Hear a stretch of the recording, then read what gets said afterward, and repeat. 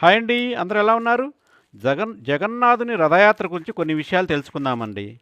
రథాలకి 1072 చెక్క ముక్కలను ఉపయోగిస్తారండి. 250 అడుగుల పొడవుతో 8 అంగుళాల కైవారంతో ఉండే తాళ్లతో భక్తజనులు రథాలను లాగుతారండి. జగన్నాథుడి రథాన్ని నంది ఘోష అని పిలుస్తారు. దీని ఎత్తు 45 అడుగులు, 16 చక్రాలుంటాయండి.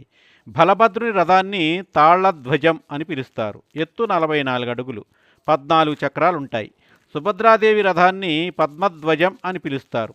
ఎత్తు 43 అడుగులు, 12 చక్రాలుంటాయండి. జగన్నాథుడి రథాన్ని పసుపు వస్త్రంతో అలంకరిస్తారు. బలభద్రుని రథాన్ని ఎర్రటి చారలుండే నీలి వస్త్రంతో అలంకరిస్తారు. సుభద్రాదేవి రథాన్ని ఎర్రటి చారలున్న నలుపు వస్త్రంతో అలంకరిస్తారు. విగ్రహాలను రథాలపై తీసుకొచ్చే వేడుకను పహాండి అని పిలుస్తారు. విగ్రహాలను ఆసీనులైన తర్వాత విగ్రహాల ముందు బంగారు చీపురుతో శుభ్రం చేస్తారు. దీన్ని చెరాపహార అని పిలుస్తారు. హనుమాన్ శోభయాత్ర ఎలా చేస్తామో అలాగే రథయాత్రను ఘోషయాత్ర అని పిలుస్తారు. అలాగే రథాలను 3 మైళ్ళ దూరంలోని గుండిచాదేవి ఆలయానికి తీసుకెళ్తారండి. గుండిచాదేవి ఎవరంటే జగన్నాథుని యొక్క పిన్ని.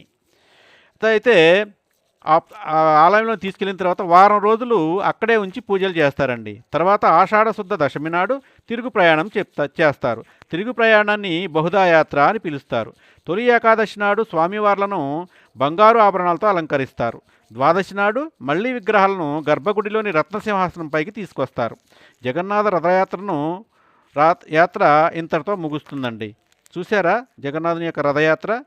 జగన్నాథుని రథములో ఊరేగేటప్పుడు మనం చూస్తే పునర్జన్మ ఉండదు అంటారండి. శుభం భూయాత్. సర్వే జనా సుఖినో భవంతు. థ్యాంక్ యూ అండి.